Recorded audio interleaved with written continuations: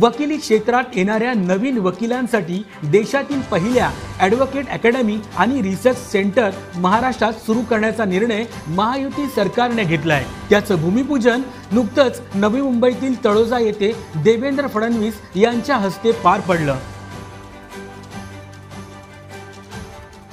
या अकादमीचं महत्त्व लक्षात घेऊन देवेंद्र फडणवीस यांनी 10 कोटी रुपयांचा निधी देणार असल्याचे जाहीर केले आहे। शासन आणि समाजाला ही अकादमी अतिशय उपयुक्त ठरणार आहे। तसेच यामुळे न्यायदानाच्या क्षेत्रात उत्तम काम होईल। त्यामुळेच येथे शिकणाऱ्या वकिलांना विद्यावेतन देण्याचंही फडणवीस यांनी स्पष्ट केलं आहे।